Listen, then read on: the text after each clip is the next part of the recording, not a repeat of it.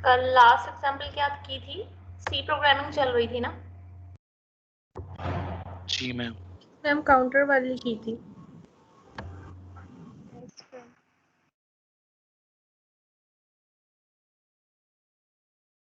Counter वाली के अलावा एक तो हमने काउंटर दो तरीकों से किया था कि अगर हम डेटा पोर्ट के ऊपर भेज रहे हैं, और दूसरा हमने एरे डिक्लेरेशन की बात की थी कि हम लिस्ट कर सकते हैं एरे के अंदर डिफरेंट नंबर ऑफ एलिमेंट्स को, और उसके अंदर जो नंबर फॉर्मेट है वो मैंने आपसे कहा था कि आप इसको चेक कीजिएगा।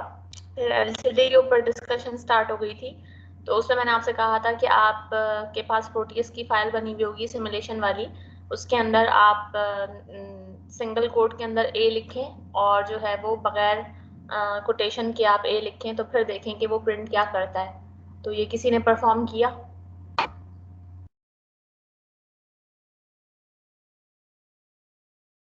नहीं किया? मैम वो भी नहीं आ रहा था उस पे, तो अगर ए कोटेशन कुछ भी नहीं आ रहा था मैम, वो आ जब रहा, बाकी वैसे कुछ नहीं। कुछ भी नहीं आ रहा था ना?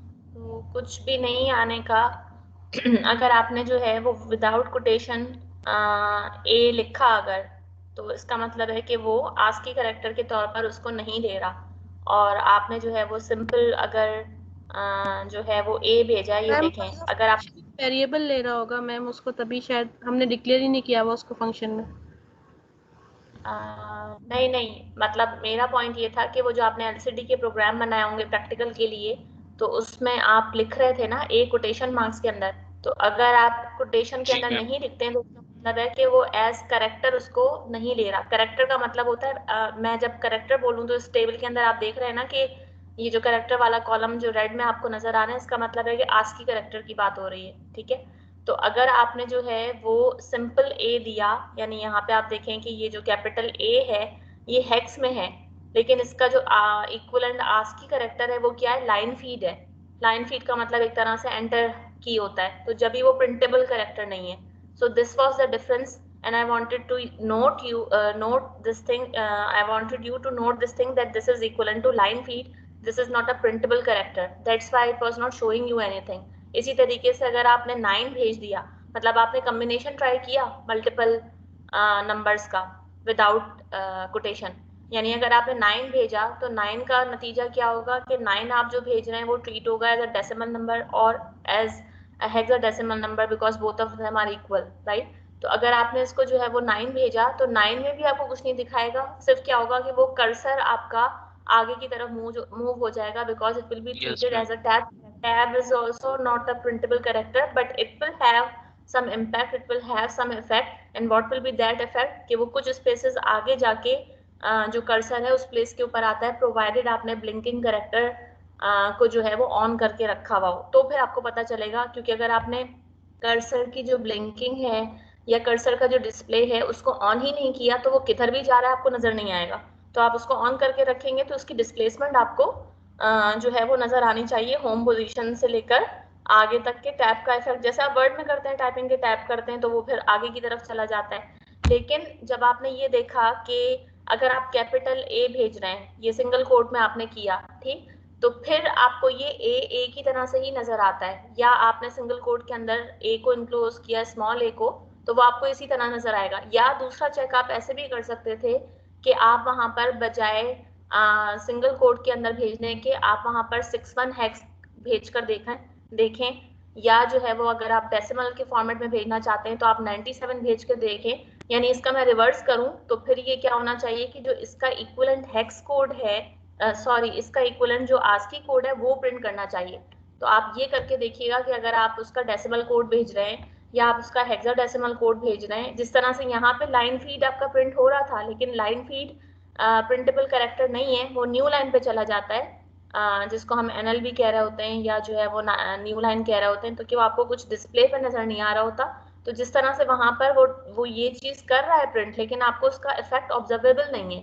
तो अगर आपने जो है इसका, यानी आपने इसका एक तरह से हेक्स कोड भेजा, इसी तरीके से अब आप करके देखिएगा कि अगर आप 61 भेजते हैं तो क्या प्रिंट करता है, 62 भेजते हैं तो क्या प्रिंट करता है। It should print A, B, C, etc. because the ASCII characters which are printable, they are equivalent to the numbers in hexadecimal which you are sending towards the LCD connected port.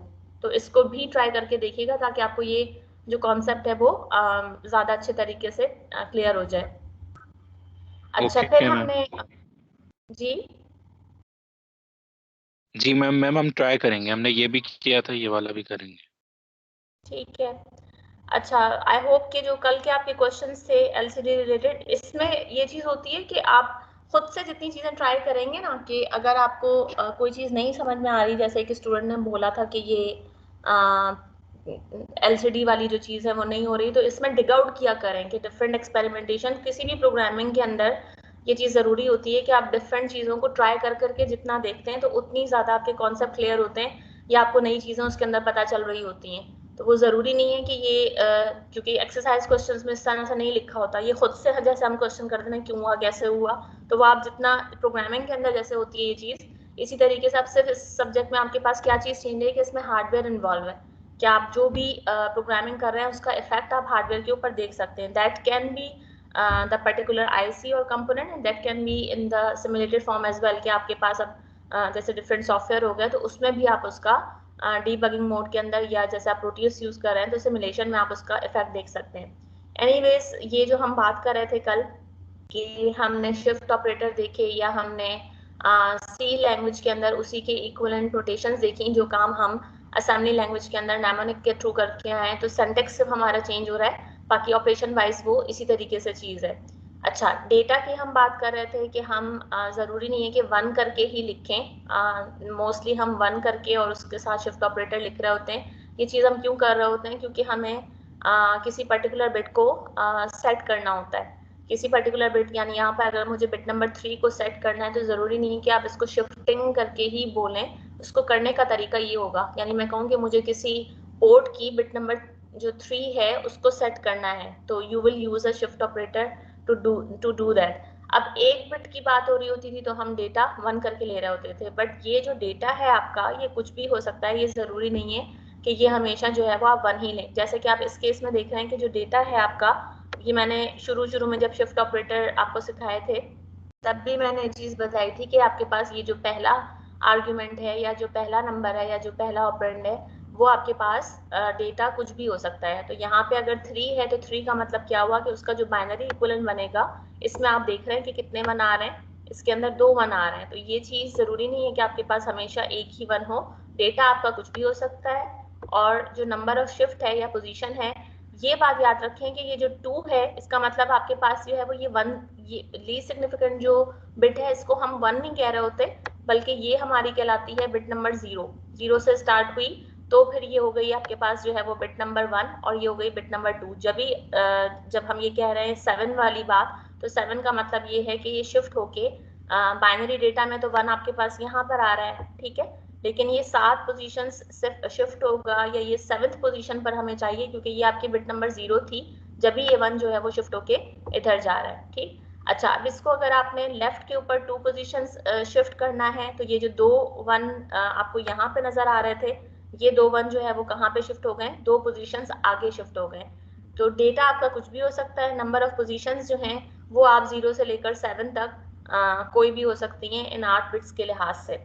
अच्छा इसी को हम एक और तरीके से भी कह सकते हैं, कभी हमारी रिक्वायरमेंट होती है कि हमें सिर्फ एक ही पोजीशन के ऊपर, एक ही बिट के ऊपर 1 चाहिए होता है, और कभी हमारी रिक्वायरमेंट होती है कि कभी हमें किसी पोजीशन के ऊपर सिर्फ एक बिट के ऊपर 0 चाहिए होता है। तो इस काम को हम सी के अंदर जो है वो किस तरीके से करते हैं, जैसे अगर कहा कि आपको सिर्फ एक 1 चाहिए D7 पोजीशन पर, ठीक, तो आसान है कि D7 आपके पास कौन सी पोजीशन होती है, लीस्ट सिग्निफिकेंट साइड पर होती है कि मोस्ट सिग्निफिकेंट साइड पर होती है?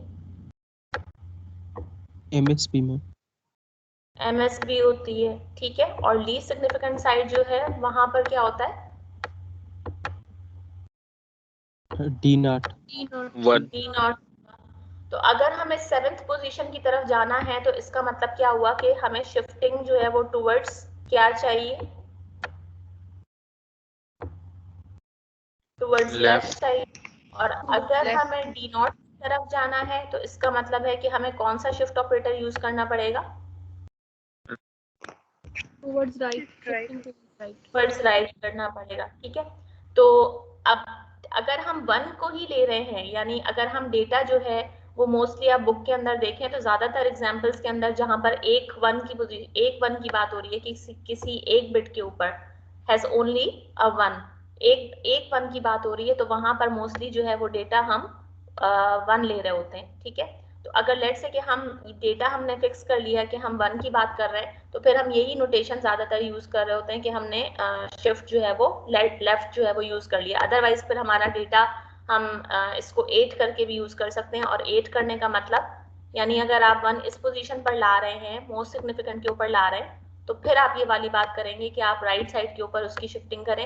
लेकिन नॉर्मली आप बुक के अंदर देखेंगे डिफरेंट एग्जाम्पल्स में या इंटरनेट के ऊपर भी, तो वो ये लेफ्ट वाली कन्वेंशन यूज कर रहे होते हैं, क्योंकि 8 जो है वो एक नंबर जैसे बड़े से करना, ये जो है वो सही कन्वेंशन नहीं रहती। तो हम जो है वो नॉर्मली कौन सी कन्वेंशन ले रहे होते हैं, हम ये लेफ्ट वाली कन्वेंशन ले रहे होते हैं, जिसके अंदर हम डेटा D0 के ऊपर अगर रखते हैं और बाकी बिट्स को 0 कर देते हैं, तो हम ये यूज कर रहे होते हैं। ठीक, तो आपको ज्यादातर अगर आप कहें कि भाई ये लेफ्ट ऑपरेटर ही क्यों नजर आ रहा होता है, क्योंकि हम ये वाली कन्वेंशन यूज कर रहे होते हैं कि डेटा हम 1 रख के चल रहे होते हैं। अब D7 के ऊपर है, तो आसान सी बात है कि हम इसको 7 पोजीशन जो है वो लेके जाएंगे, तो ये 1 जो है वो शिफ्ट होके कहाँ पर आ जाएगा, इस 7th पोजीशन पर आ जाएगा। ठीक, अगर हमें 1 प्लेस करना है 2nd पोजीशन के ऊपर, तो हम इसको सिर्फ सिंपली जो है वो 2 पोजीशन शिफ्ट करेंगे। अगर 4 बिट नंबर 4 पे चाहिए तो 4 पोजीशन इसको शिफ्ट करेंगे।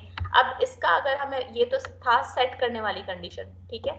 अगर हमें रीसेट करना है या हमें जो है वो एक ही 0 चाहिए, ठीक, हमें पता है कि अगर हम डेटा इस तरीके से बना रहे होते हैं ये 0 0 0 1 करके, और उसमें फिर हम शिफ्टिंग कर रहे होते हैं, तो हमें सिर्फ एक पोजीशन पर 1 मिलता है, यानी यहाँ पे मिल गया 7 पोजीशन पे मिल गया, इस केस में हमें जो है वो 2nd पोजीशन पे मिल गया, यहाँ 4th पोजीशन पे मिल गया।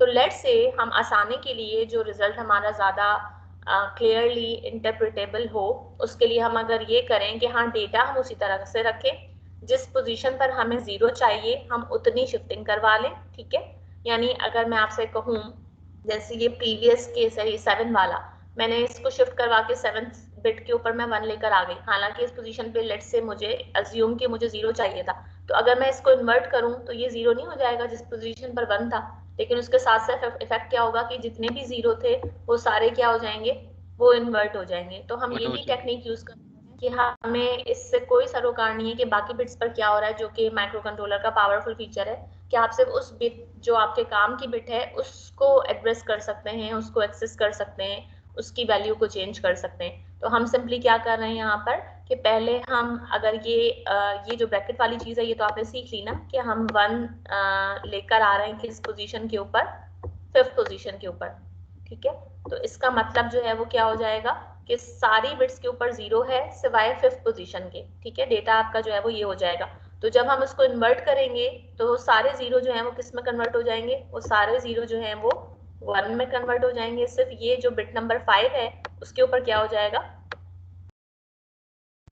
इस बिट नंबर 5 के ऊपर 0 आ जाएगा। ठीक है, तो इस तरीके से आप किसी भी बिट पोजीशन के ऊपर सिंपली आप क्या चीज कर रहे हैं कि आप उसको इन्वर्ट कर रहे हैं, और इन्वर्ट करने का हमने ये सी नोटेशन के अंदर साइन सीखा है कि इन्वर्ट करने के लिए हम ये सिंबल यूज कर रहे होते हैं। तो जिस पोजीशन के ऊपर भी हमें चाहिए उसी तरीके से आप पहले डेटा को जो है वो 1 ले लें और उसकी जो शिफ्टिंग है वो इतने पोजीशंस करवा लें और सिंपली उसको इन्वर्ट कर दें, तो आपको ये बाकी सारी बिट 1 मिल जाएंगी और सिर्फ उस पोजीशन के ऊपर 0 मिल जाएगा।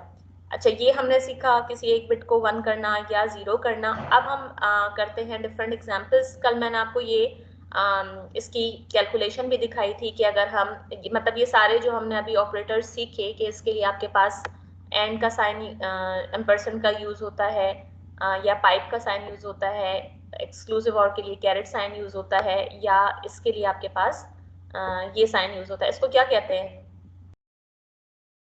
पर्टिकुलरली? कॉम्प्लीमेंट नहीं, कॉम्प्लीमेंट इसका ऑपरेशन वाइज नाम है ना, जैसे इक्विवेलेंट साइन होता है ना।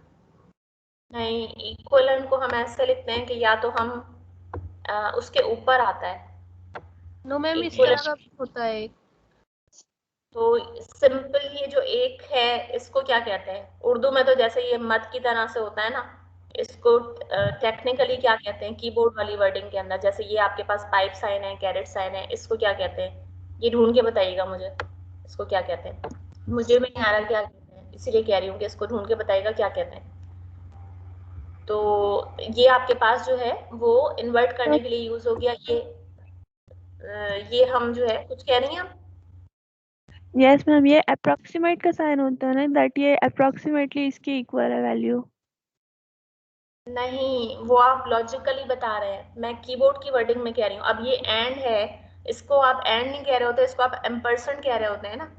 अप्रोक्सीमेट के लिए इक्वल का साइन जरूर आता है नीचे, जब आप अप्रोक्सीमेशन की बात कर रहे होते हैं, यानी इक्वलेंट या अप्रोक्सीमेट कर रहे हैं, तो ये इक्वल के ऊपर आता है, खाली ये नहीं आता सिंगल। इस सिंगल को क्या कहते हैं? अच्छा, तो ये हमने कल कर ली थी इसकी कैलकुलेशन कि आपके पास इसमें सिंपली हम क्या कर रहे हैं कि एक सी का प्रोग्राम बनाया है जिसमें ये तीनों जो पोर्ट्स हैं वो कैसे डिक्लेयर किए, आउटपुट के तौर पर डिक्लेयर किए, ठीक। और उस पर फिर हम ये बिट वाइज ऑपरेशन परफॉर्म करके इन पोर्ट्स के ऊपर डेटा को भेज रहे हैं। अब इसको मुझे डिटेल में दोबारा से बताने की जरूरत नहीं है कि इसका रिजल्ट जो है वो क्या आएगा, ये हम ऑलरेडी कल कर चुके हैं। अच्छा, अब पर्टिकुलरली डिफरेंट एग्जाम्पल पे आते हैं या केस यूसेज के ऊपर आते हैं कि हम इससे किस तरह के काम कर सकते हैं, ठीक है, या हम इसको डिसीजन मेकिंग जो है उसके अंदर कैसे यूज कर सकते हैं। इस प्रोग्राम में हमें करना क्या है, एक हमें AVR का सी प्रोग्राम बनाना है जिसके अंदर हमें मॉनिटर करना है बिट 5 को, ठीक है। जब भी आपके पास मॉनिटर का लफ्ज आता है, इसका मतलब आपको क्या करना है कि आपको उस बिट को चेक करना है। और चेक कोई भी बिट कब हो सकती है, जब वो इनपुट के तौर पर इस्तेमाल हो या जब वो आउटपुट के तौर पर इस्तेमाल हो। स्विच का स्टेटस चेक करना, स्विच को मॉनिटर करना, इसका क्या मतलब है कि स्विच आपके पास जो है वो क्या है।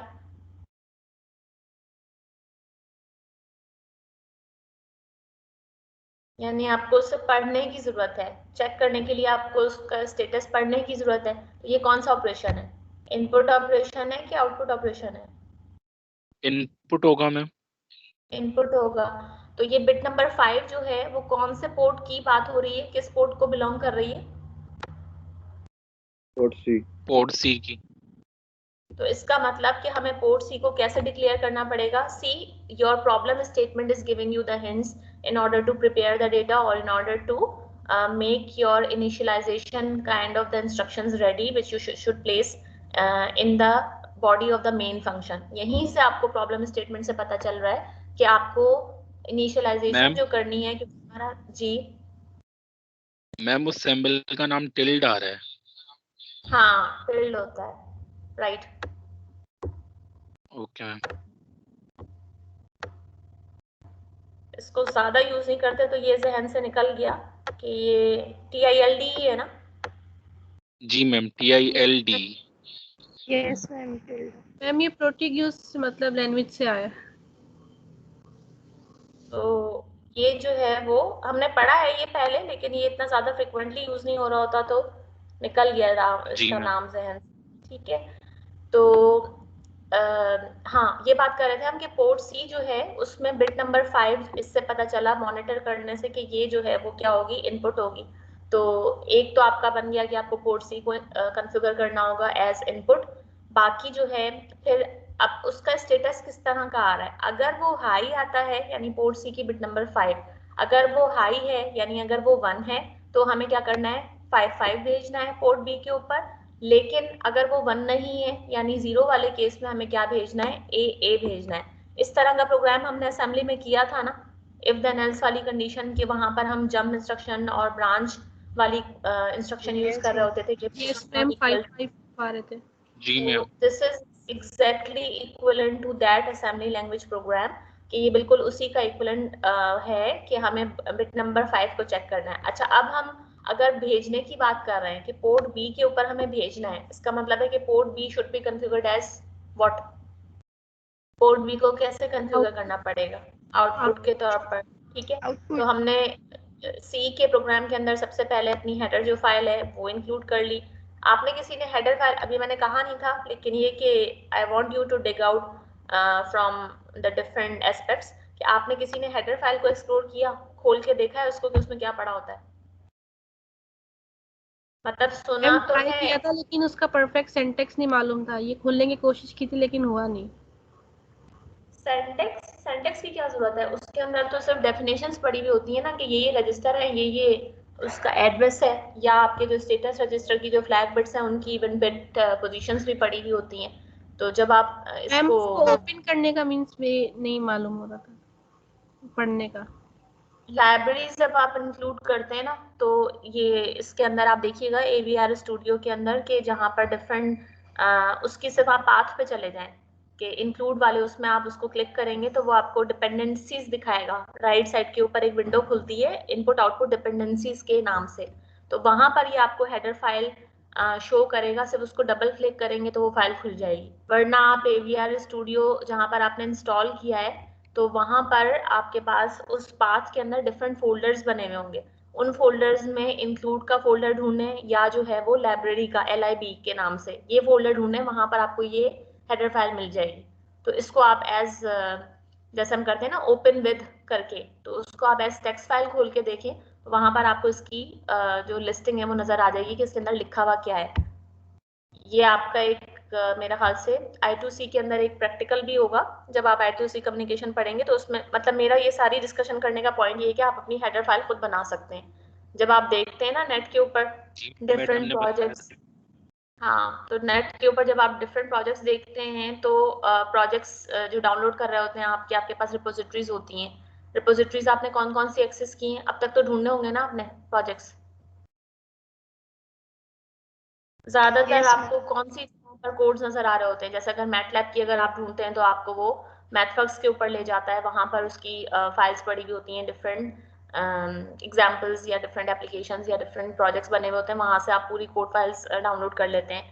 या अगर आप जो है वो उसके अंदर आपको इवन मैटलैब के साथ आर्डिनो की कंपैटिबिलिटी, मतलब आप जो है वो माइक्रो कंट्रोलर से कोड भेज रहे हैं लेकिन आप उसका ग्राफ प्लॉट करना चाहते हैं, तो वो चीज़ आप मैटलैब के ऊपर कर सकते हैं। तो इस तरह की जो है वो आपको मैथवर्क्स के ऊपर मिल जाएंगी, या गिटहब बहुत अच्छी रिपोजिटरी है, वहां पर आपको कोड्स मिल जाते हैं। तो पॉइंट ये है कि वहां पर जो कोड्स मिलते हैं तो वहां पर भी जो लोगों ने बनाए हुए होते हैं, या जो यानी ओपन सोर्स रिपोजिटरीज है ना, कि आप खुद भी कंट्रीब्यूट कर सकते हैं। सिर्फ आप रिसीविंग एंड पे ना रहे, आप खुद भी जो है वो कंट्रीब्यूट कर सकते हैं। तो लेट्स से कि आपने कोई अपना प्रोजेक्ट बनाया, उसके अंदर आपने कोई कैलकुलेटर की लेट्स से GUI बना ली, या जो है वो आपने कोई डेटाबेस सिस्टम बना दिया, अब उसको आप रखना चाहते हैं, तो उसमें आप हेडर फाइल रख रहे होंगे जिसके अंदर आपने फंक्शंस रखे होंगे जिसको सिर्फ आप कॉल करेंगे। तो ये जो रखते हैं लोग ओपन सोर्स रिपोजिटरीज के ऊपर, उसमें फिर वो जो फंक्शंस खुद से डिक्लेयर कर रहे होते हैं या डिफाइन कर, जिनको हम कहते हैं यूजर डिफाइंड फंक्शंस, तो वो इस तरह की हेडर फाइल के अंदर इंक्लूडेड होते हैं। तो हेडर फाइल जरूरी नहीं है कि वो कोई सिस्टम फाइल है, सिर्फ जो आप नहीं बना सकते। आप अपना कोई प्रोजेक्ट बनाएंगे तो आप भी हेडर फाइल LCD की मैम, LCD.h वो खुद ही डिफाइन की हुई थी मैम, उसमें सारे कमांड्स और सारी इनिशियलाइजेशन मींस हुई हुई थी। अब ये है कि जब आप LCD के फंक्शंस यूज कर रहे होते हैं, LCD.h के आप कहते हैं ना, आर्डिनो बड़ी आपको आसान लग रही होती है प्रोग्रामिंग के, उसके अंदर सिर्फ हेडर फाइल इंक्लूड की, फंक्शंस किए, बस आर्गुमेंट दिए, तो लेकिन ये हेडर फाइल भी तो किसी ने बनाई है ना। तो मतलब आप जो है वो मोहताज नहीं है कि आप जो है वो जी मैम, उनकी हम वहाँ बनाई पे रजिस्ट्रेशन भी करवा सकते हैं और हम रजिस्ट्रेशन। अपलोड भी कर सकते हैं अपने कोड जो आप। हाँ, तो ओपन सोर्स का मतलब ही होता है कि आप अपलोड भी कर सकते हैं, बट पॉइंट मेरा ये है कि these are not only system generated files जो वहां पर रखी हुई हैं, आप खुद से भी डेवलप कर सकते हैं। आपने कोई मोटर को इंटरफेस किया और उसके अंदर आपने जो है वो जिस तरह से आप यूज करना चाह रहे हैं, आप लेट से 45 डिग्री के स्टेप के ऊपर यूज करना चाह रहे हैं अपनी मोटर को, तो आपने अपने लिहाज से फंक्शंस बनाया और फंक्शंस को बना के आपने हेडर फाइल पे जो है वो इंक्लूड कर दिया उसको, या उसके फंक्शंस जो है उसमें लिस्ट कर दिए। इसी तरीके से कोई आपने जो है वो प्रोग्राम बनाया, अब उसमें वो कैलकुलेटर का प्रोग्राम नहीं है, आपकी GUI है, आप उसमें डिफाइन करना चाह रहे हैं कि भाई ये बटन दबेगा तो पीछे क्या होना चाहिए, यानी कॉल बैक फंक्शन उसका क्या होना चाहिए, तो वो आप खुद से डिफाइन कर सकते हैं। तो ये जो है वो हेडर फाइल, मतलब जो प्रोग्रामर इस लेवल के होते हैं ना जिसके अंदर डिफरेंट एप्लीकेशन है, तो वो आप भी बन सकते हैं। तो मतलब आपको ये जरूरत नहीं है कि अगर LCD की अगर आपको आर्डिनो की हेडर फाइल नहीं मिल रही तो आप उसको इम्प्लीमेंट नहीं कर सकते। ये हार्डवेयर सी है ना, जब आप हार्डवेयर पढ़ रहे हैं, आपको पता है कि LCD के अंदर जो है वो आपको रजिस्टर सेलेक्ट का पिन चाहिए, आपको पता है एनेबल वाला पिन चाहिए कमांड, और उसमें से सिलेक्ट करने के लिए आपको ये इन पिन्स की जरूरत है। तो वो सिंपली उसकी जो टाइमिंग है उसके लिहाज से उन्होंने फंक्शंस बना के रख दी हैं। तो यही काम आप कोई भी डिवाइस यूज करने के लिए खुद से भी कर सकते हैं। और एलोबरेटेड आपको इसमें पता चलेगा जब ये जैसे SPI कम्युनिकेशन है या I2C है, तो उसके जब हम प्रोटोकॉल पढ़ेंगे तो ज्यादा आपको क्लियर होगा कि ये अच्छा इसके इन्होंने हेडर फाइल में कुछ भी नहीं है, सिर्फ इसी कॉन्सेप्ट को यूज करके फंक्शंस को डिक्लेयर कर दिया। अच्छा ठीक है, वापस आते हैं, इसमें हमें इस पोर्ट D की जरूरत ही नहीं है, तो ये इजाफी कमांड है, इसको मैं काट रही हूँ कि हमें सिर्फ और सिर्फ जो है वो पोर्ट C की जरूरत है और हमें पोर्ट B की जरूरत है। एक हमने इनपुट कह दिया और एक हमने आउटपुट कर दिया। अब इसमें हमें किसको चेक करना है? बिट नंबर 5 को। तो वो जो हम कॉन्सेप्ट की बात कर रहे थे कि सिर्फ एक बिट को चेक करना, एक बिट के ऊपर हमने 1 या 0 रखना सीखा पिछले वाले प्रोग्राम के अंदर, या पिछली जो डिस्कशन थी शिफ्ट ऑपरेटर वाली, इसको चेक करने में कैसे यूज करें। अब यहाँ पर तो इफ का हमने फंक्शन लगा दिया या हमने इफ वाली जो स्टेटमेंट है वो दे दी, ठीक है। और इसके अंदर जैसे आप देख रहे हैं कि ये इफ और एल्स का क्लॉज यूज हो रहा है, जो हमने असेंबली में देखा था कि हम कैसे ब्रांच नॉट इक्वल या ब्रांच इक्वल और उसके साथ कोई लेबल स्पेसिफाई करते थे, एड्रेस उसके साथ कर रहे होते थे। यहाँ पर अगर हम इक्वल साइन नहीं यूज कर रहे, जैसे चेकिंग के अंदर हम करते थे कि हम डबल इक्वल साइन लगाते हैं सी के अंदर, ठीक है, तो इसको हम किस तरीके से यूज कर रहे हैं, क्योंकि हमें डेटा कौन से पोर्ट से लेना है? पोर्ट सी से लेना है, ठीक है। तो पोर्ट सी से जब डेटा आएगा तो हमें पता है कि उसके लिए जो इनपुट वाला रजिस्टर होता है वो कौन सा होता है, जो रिस्पॉन्सिबल होता है किसी भी पोर्ट का जब इनपुट आता है तो उसके किस रजिस्टर के अंदर आता है? Pin register. पिन रजिस्टर में आता है, ठीक। तो एक तो ये होगा कि पिन रजिस्टर आ गया, इससे रिलेटेड पिन सी। कौन सी बिट को चेक करना है? बिट नंबर 5 को चेक करना है। तो अब आप ये देखें, अगर मैंने यहाँ से शुरू किया तो ये बिट नंबर 0 हो गई, ये 1 हो गई, ये 2 हो गई, ये 3 है, ये 4 हुई और ये 5 हुई। इस लिहाज से मैंने अपना डेटा प्रिपेयर किया कि मैंने सिर्फ और सिर्फ बिट नंबर 5 के ऊपर 1 रखा और बाकी सारी बिट्स को 0 कर दिया, ठीक है। अब इसको अगर मैं एंड करूं, now this is bit wise operator, logical and bit wise operator, के इसको मैं एंड करूं तो ये कैसे इसको चेक करेगा? यहाँ पर तो हमने इक्वल्स टू करके नहीं लिखा। आपको ये पता है कि जो ये वाइल का फंक्शन है या जो भी कंडीशनल स्ट्रक्चर्स है, कंडीशनल स्ट्रक्चर्स का मतलब आपके पास फॉर का स्ट्रक्चर हो गया, फॉर का लूप हो गया, या आपके पास वाइल का लूप हो गया, या डू वाइल का लूप हो गया, या जो है वो आपके पास इफ का स्ट्रक्चर हो गया। ये बेसिकली किस प्रिंसिपल के ऊपर काम करते हैं कि जो वैल्यू इवेल्युएट होके आ रही है विद इन द एक्सप्रेशन, ये चीज आपके पास इसमें किसको इंडिकेट कर रही है? यानी इसको हम जनरली सी की नोटेशन में क्या कहते हैं कि ये एक्सप्रेशन को इवेल्युएट करता है, ठीक है। तो एक्सप्रेशन की इवेल्युएशन का जो आंसर है वो क्या आता है, किस फॉर्म में आता है? या तो वो ट्रू की फॉर्म में आएगा या फिर वो फॉल्स की फॉर्म में आएगा।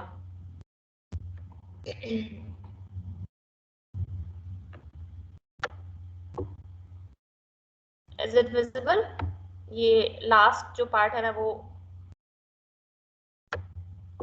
ये दिखाना चाह रही हूँ कि मैंने लिख के रखा था कि इसी एक्सप्रेशन को मैं और मजीद एलोबरेट कर रही हूँ, ठीक है। तो ये हमने बिट नंबर जो 5 जिसकी हम बात कर रहे थे कि इस बिट नंबर 5 के ऊपर हमने 1 रखा।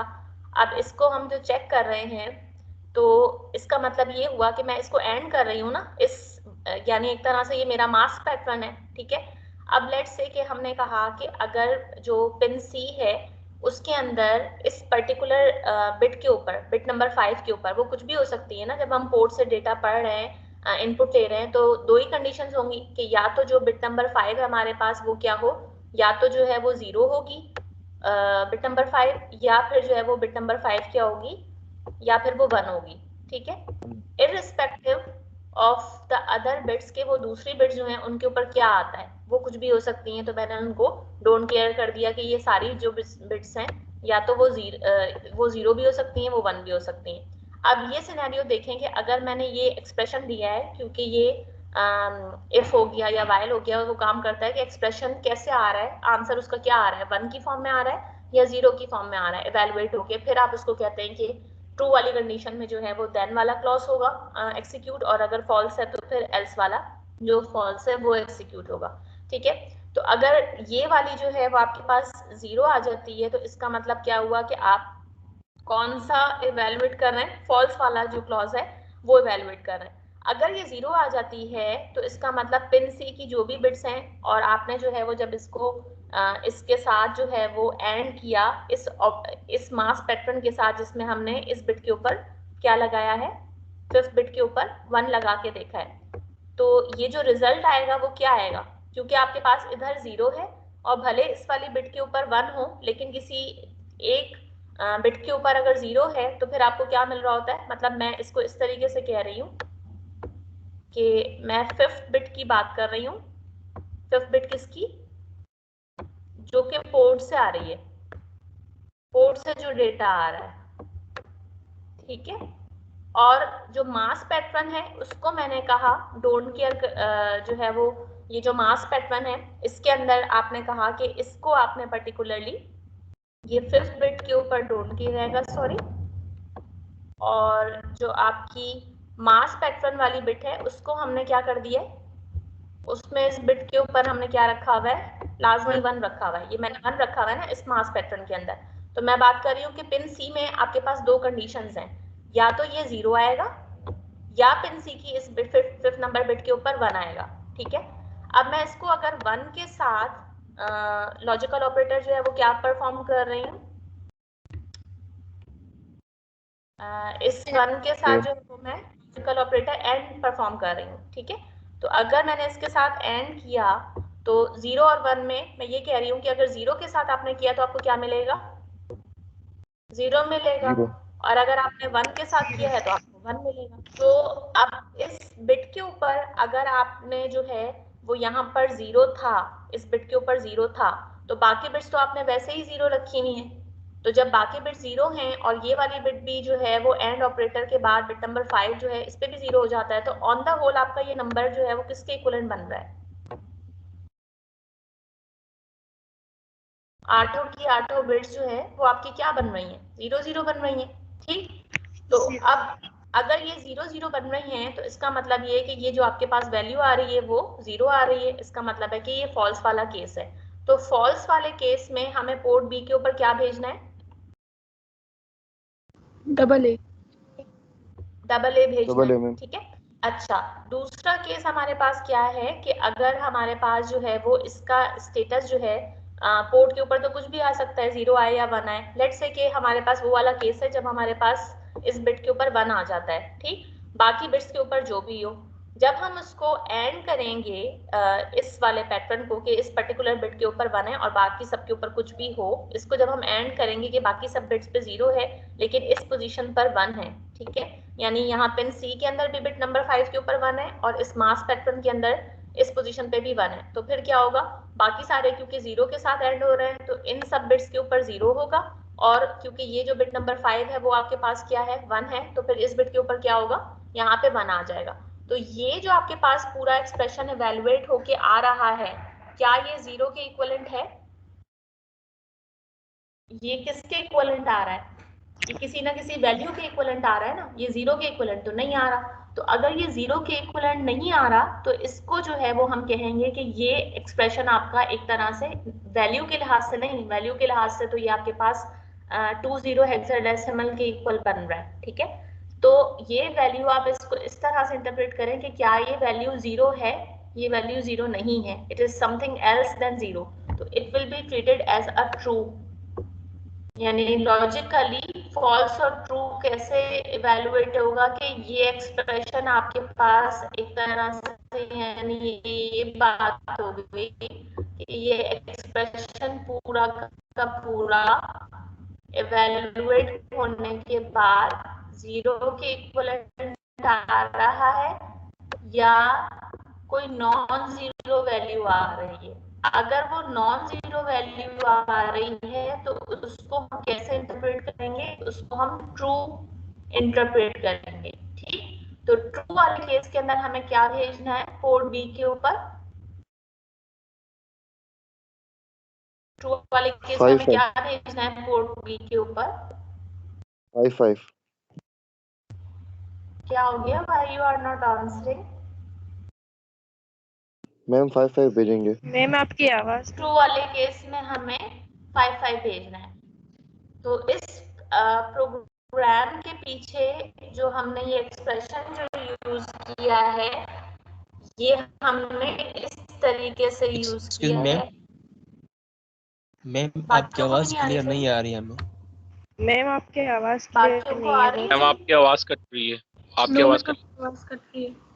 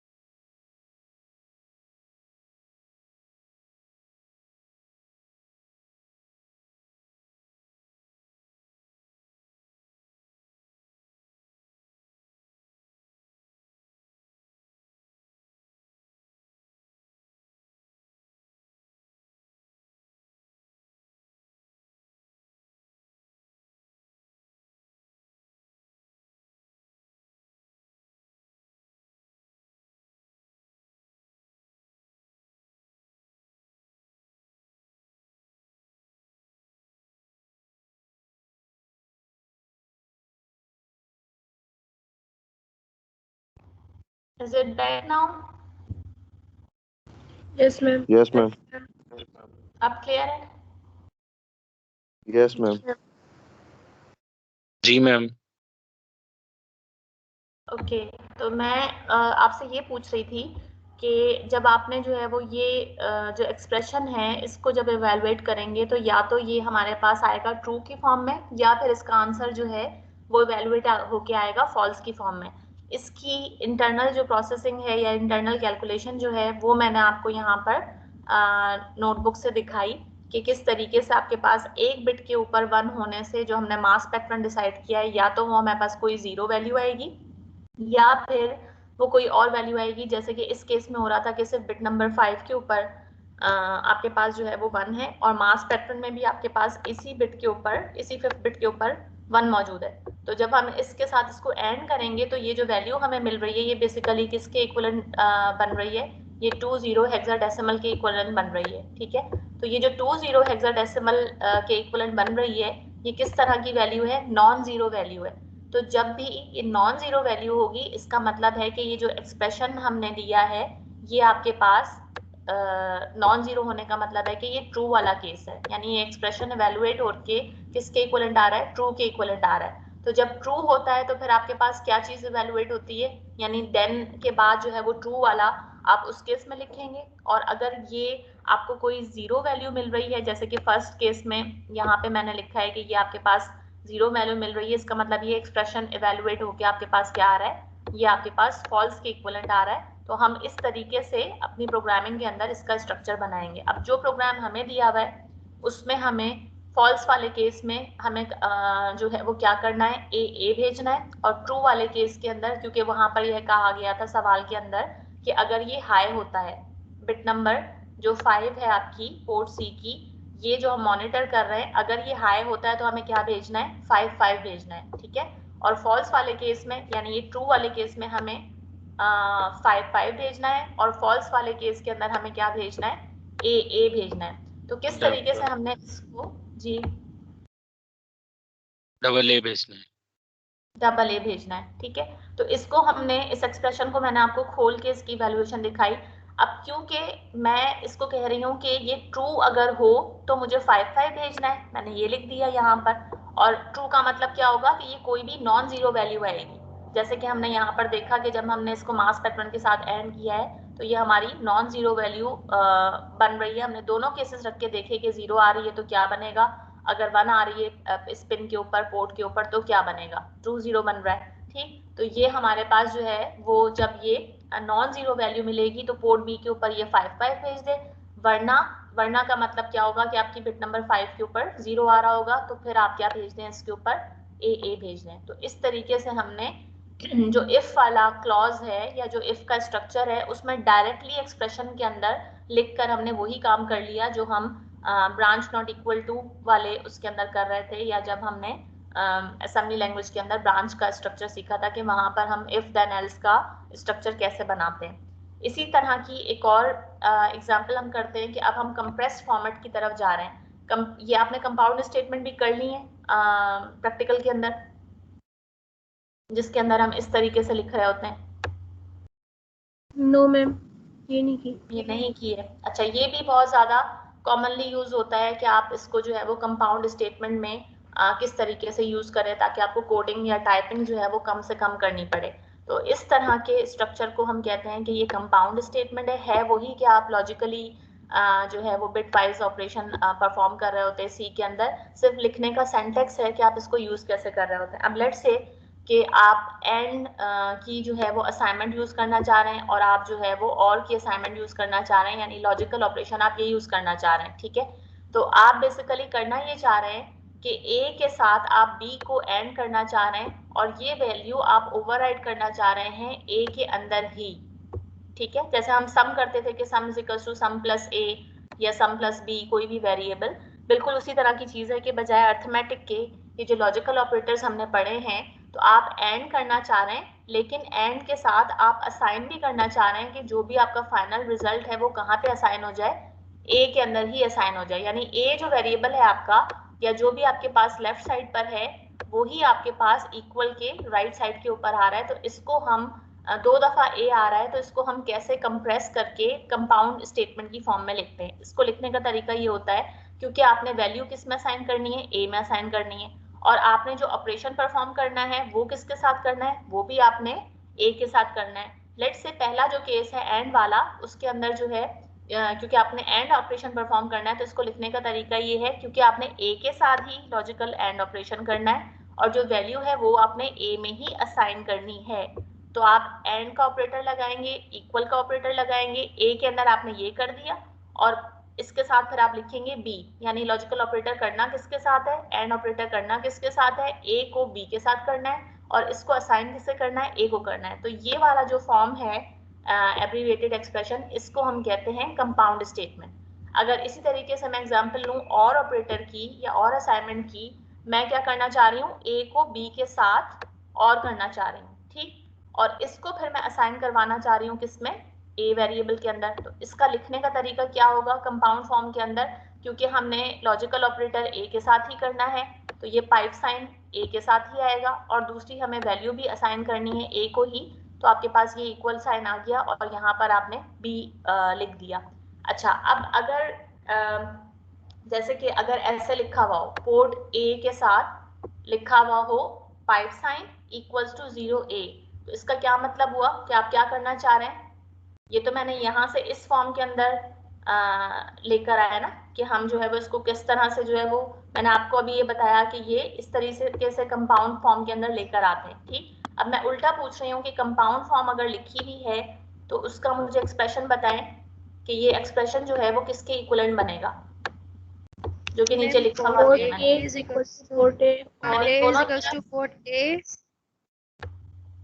ठीक है, यानी दोनों तरफ आपके पास ये पोर्ट ए होगा क्योंकि असाइन पोर्ट ए में ही करना है, और जो राइट साइड के ऊपर चीज दी हुई होती है इसमें सिर्फ क्या डिफरेंस है कि मैंने यहाँ पर डेटा को फिक्स डेटा को या कोई जो वैल्यू है वो कांस्टेंट है जिसके साथ मुझे और ऑपरेटर करना है। ठीक, तो जो भी आपके पास राइट साइड के ऊपर चीज दी हुई है वो आप इसके साथ लॉजिकल ऑपरेटर करवा देंगे। इस केस में क्या लिखा हुआ था, और लिखा हुआ था।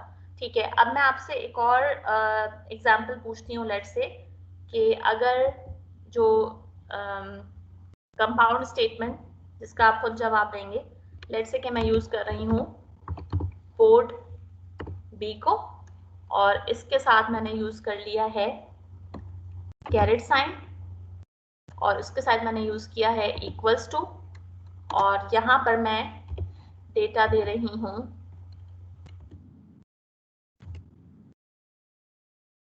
F5। तो ये किसके इक्विवेलेंट बनेगा? अब बताएं।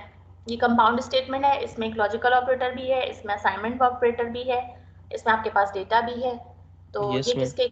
मैम ये वेरी सिंपल है ma'am. Port B is equal to port B को आर कराएंगे हम इसके साथ जो डेटा हमें गिवन है 055। और तो नहीं होगा, ये सिंपल तो गलत हो गया आपका। मैम और ये एक सौ मैम ये जो आपने सिंबल दिया है ना, हमारे ये पास मैम ये एक exclusive order है, एक ठीक है। Yes ma'am. आपके पास क्या हो गया, 5 के साथ जो है वो हम एक्सक्लूसिव और कर रहे हैं, ठीक। तो इस तरह की जो नोटेशंस हैं वो आपके प्रैक्टिकल में भी काफ़ी जगहों के ऊपर यूज़ होगी, प्रोग्रामिंग के अंदर काफ़ी जगहों पर यूज़ होगी। तो ये कंपाउंड स्टेटमेंट हम इस तरीके से यूज़ करते हैं ये काम करने के लिए। अब इसकी ही, अच्छा ये ख़त्म हो गया, मैं समझी थी मैंने कल एक एग्जाम्पल डाली थी इसकी।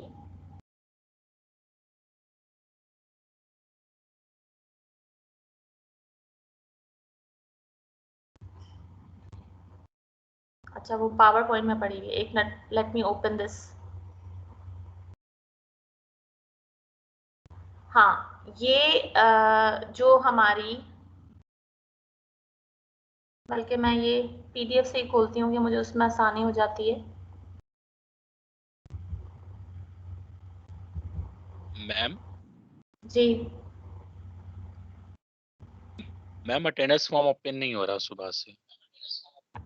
भूल गई मैं उसको करना, बस मैं डाउनलोड कर लूंगी लिस्ट, वहां से कर लूंगी, मत करें फिल वाले। Okay ma'am.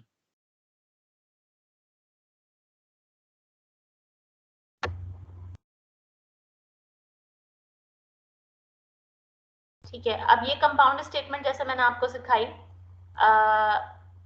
ये एग्जाम्पल प्रोग्राम है जिसमें हम ये कॉन्सेप्ट यूज कर रहे हैं।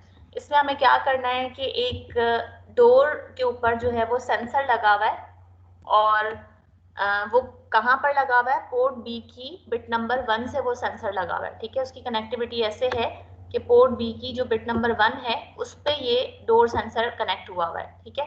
और एक एलईडी है जो पोर्ट सी की पिन नंबर 7 के ऊपर लगी हुई है। अब यहीं से पता चल रहा है आपको कि अगर सेंसर लगा हुआ है तो इसका मतलब ये पोर्ट बी की जो बिट नंबर 1 है इसको हम कैसे यूज करेंगे, इनपुट के तौर पर यूज करेंगे या आउटपुट के तौर पर यूज करेंगे?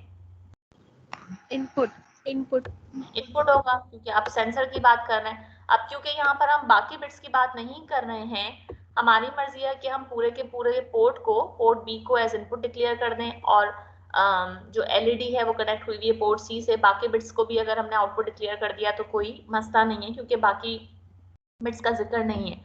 खैर, ये आपके पास पोर्ट सी जो है क्योंकि एलईडी कनेक्ट हुआ हुआ है, तो इसको कैसे डिक्लेयर करना होगा?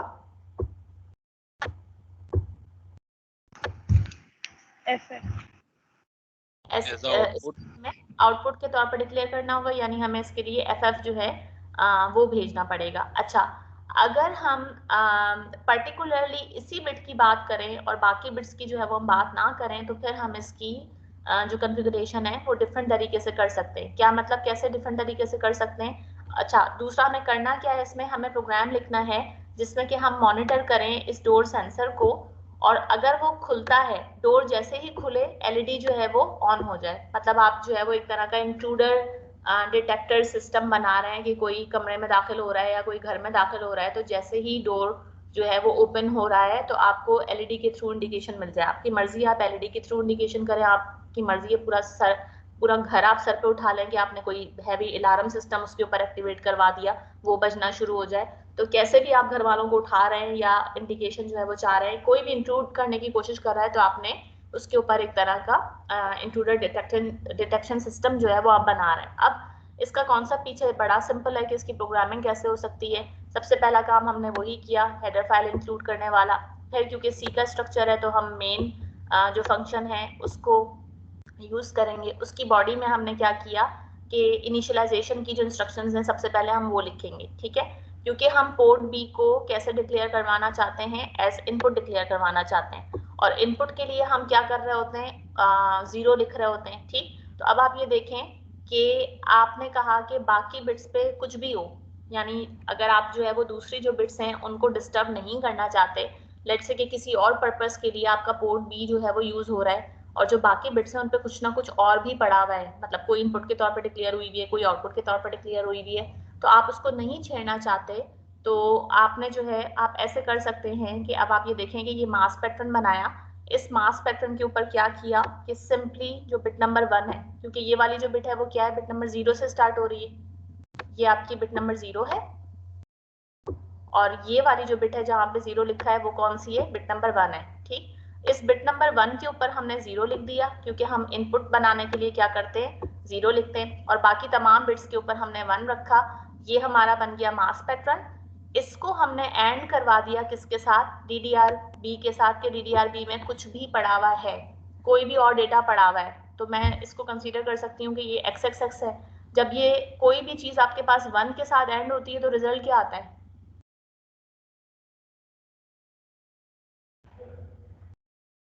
मैम कोई भी जीरो मैम। चीज 1 के साथ एंड होता तो कोई भी वो चीज है रिजल्ट में आएगा जो जिसको हम एंड करा रहे हैं, क्योंकि हाँ, अगर 1 होगा तो फिर 1 0 तो 0। यानी आपने आपके पास डेटा है, ठीक है, इसको आप जो है वो 1 के साथ रहे, लेकिन बिट नंबर 1 को छोड़कर उस पर आपने 0 कर दिया, तो अब आपको बाकी जो बिट्स हैं वो डिस्टर्ब नहीं हो रही, उसमें डिपेंड करेगा कि x की वैल्यू क्या थी, वो 0 था या वो 1 था, उसके ऊपर डिपेंड करेगा। तो सिर्फ आपको किस बिट के ऊपर 0 मिलेगा लाजमी, बिट नंबर 1 के ऊपर जो है वो आपको लाजमी क्या मिलेगा,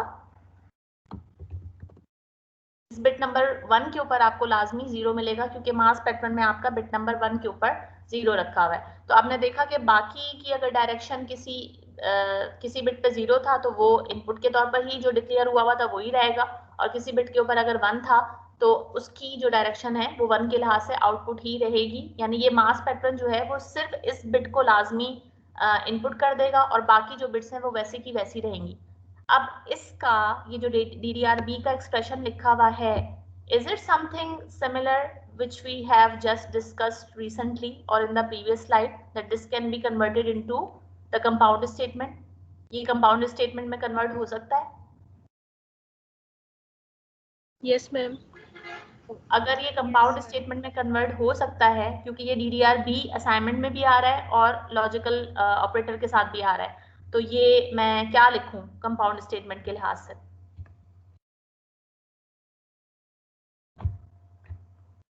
ma'am DDR-B and is equal to and, क्योंकि हम लॉजिकल एंड कर रहे हैं, और इक्वल टू भी उसी में असाइन कर रहे हैं। अब मास पैटर्न हमारा क्या है,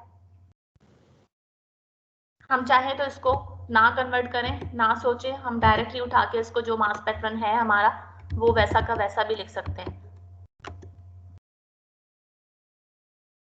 ठीक। तो आप इस तरीके से भी लिख सकते हैं। सो दिस एक्सप्रेशन जो है वो this can be simplified in the format of compound statement as well. इसी तरीके से जो DDR-C है उसको हम मैम जी मैम यहाँ पे एक क्वेश्चन मेरे माइंड में आ रहा है कि देखें आपने इसको 0 कर दिया, अगर मैं वहां पर जैसे DDR-B में से कोई 0 रख रहा हूँ तो ये आउटपुट तो हमें एक जगह पे तो 1 नहीं मिलेगा ना, बिट 1 पे दूसरों पे भी 1 आ जाएगा आउटपुट, फिर तो क्यों ये क्यों इशू क्यों नहीं क्रिएट करेगा। रुको, एंड वाली कंडीशन में 1 तो नहीं आता ना आउटपुट, एंड में जो x की वैल्यू आती है ना, कि ऊपर आपके पास यहाँ पे वैल्यू क्या है, और थोड़ी है ये। मैम वो तो सही है, लेकिन देखें ना बाकी बिट्स हमारे सारे क्या है 1 1 है, अगर मैं x वाले ही 0 0 कर दूं तो फिर तो हो सकता है ना इस तरह ये।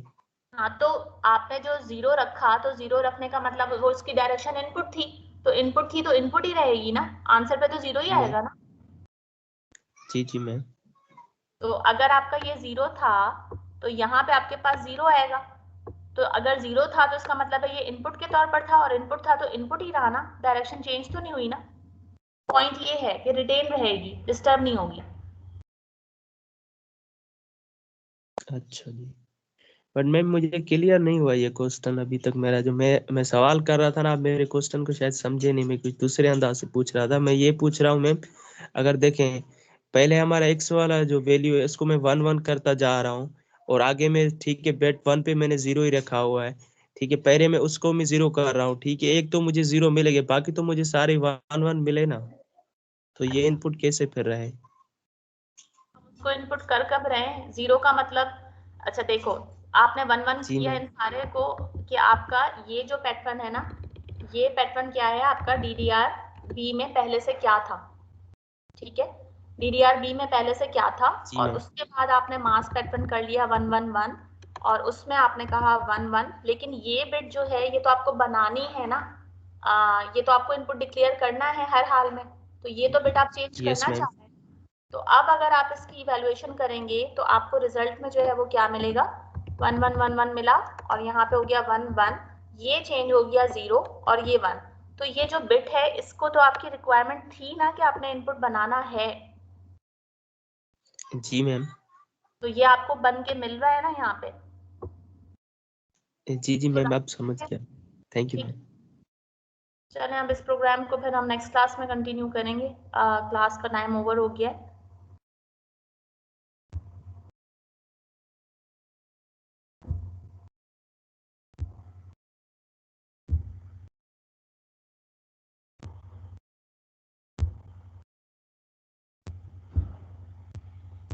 अल्लाह हाफिज।